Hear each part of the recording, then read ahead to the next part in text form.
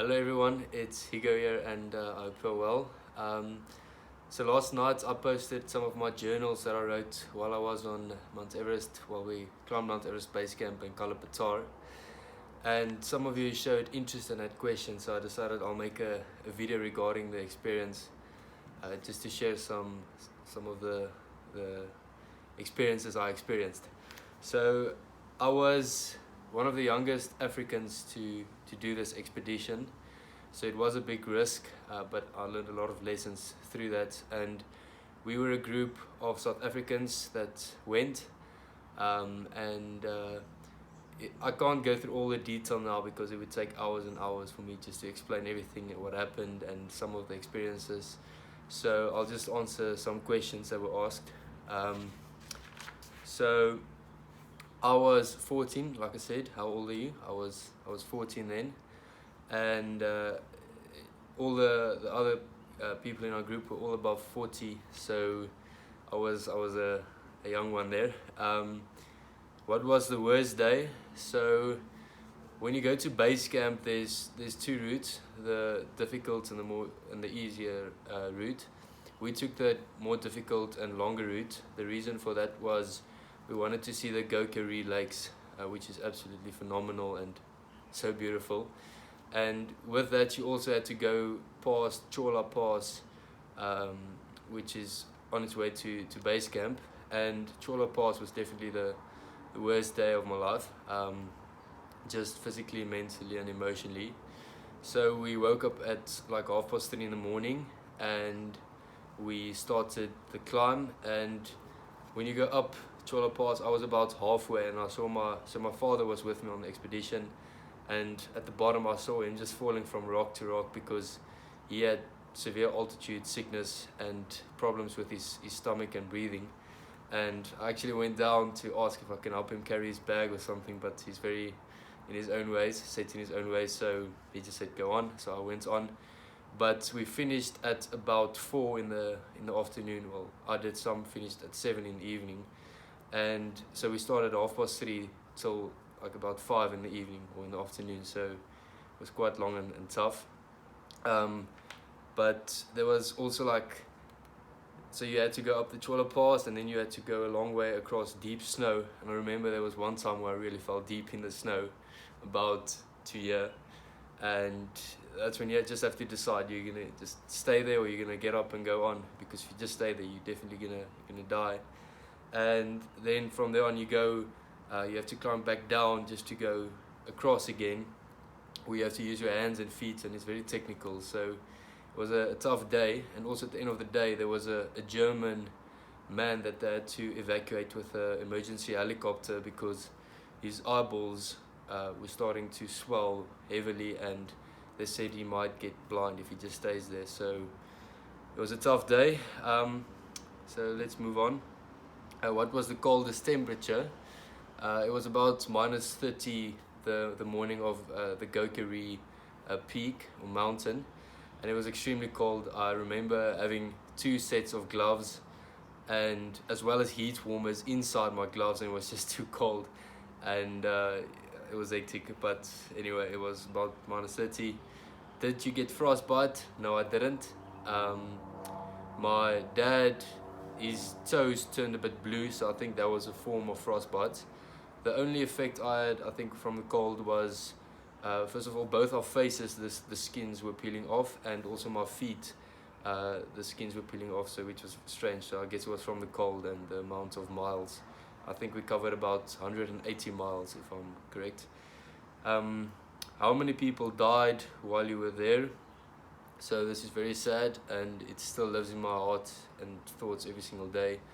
While we were there, we were about 3 or 4 days away from base camp when we heard the news that there was an avalanche or icefall at the glacier that killed 16 Sherpas. But at that moment, we didn't have contact with my family in South Africa. So my mother and siblings, they just heard all the news. 16 people died at base camp. Everybody just started phoning them, so I can imagine it was quite tough for them. But luckily 3 days later, we were able to phone them with a satellite phone and just tell them we're okay. I remember my mother's voice just being out of breath, but it was quite rough, and 16 people died, and a few other people went missing. You just see a few boards of faces saying person missing, because of all the various falls and whatever you want to call it.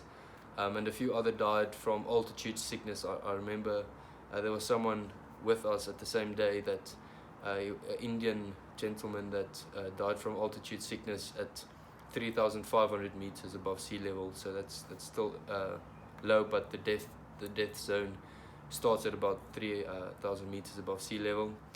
Other interesting stories, well, there's a lot. Like the avalanches that you see around you, the glaciers that is like just rocks and ice blocks moving under you, so you just see various rocks moving. It's quite something to see. Also then meeting people from other countries. Every day you meet someone from a different country, so it's a good experience in that. Also the lifetime friends you make in the group. We're still good friends with a lot of the people that were in our group. You get the food. There was like blue cold eggs for breakfast, so it wasn't too nice. So yeah, there's various stories.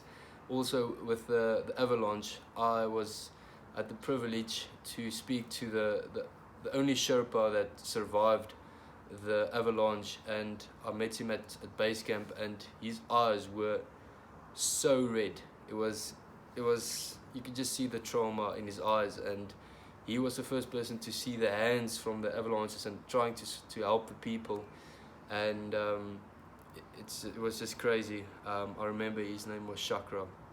But anyway, will I do it again? Probably. I think I'll do it with either my wife someday or my son if I have a son. It's so beautiful. I'll probably do Kilimanjaro first and then go back to Everest. But we didn't summit. That's above 8,000 meters above sea level. That is hectic. So if I just experience what I experienced up until base camp and Kalapathar and Gokyo Ri and Cho La Pass, then I can just imagine how the summit would be.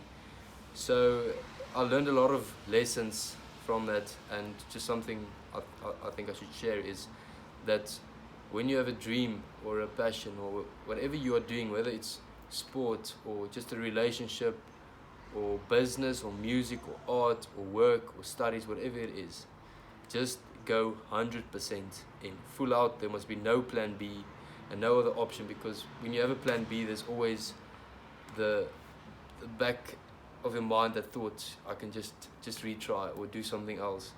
And I remember I went with it's everything or nothing, which is quite risky, but I said I will not be turning back. And I remember there was a day when I actually sort of passed out.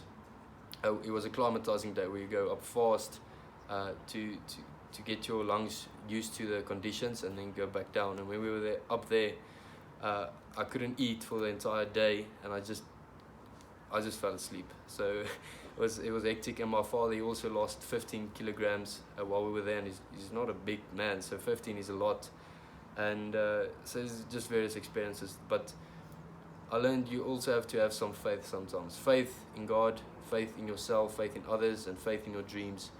You won't always have the evidence that you need to be sure of the outcome or that you will succeed in whatever your dream is. But if you go full out 100%, there's no plan B, and you just have that faith, everything will work out the way it should. There's so many stories that I want to share, but it's just too much time consuming, and if you want to do it someday, I would definitely recommend it. It's a life-changing experience. You'll see most of the beautiful sceneries you have around you, the people you meet. It's just amazing, and that's all I can share. So I hope you maybe dream of doing it someday, and cheers.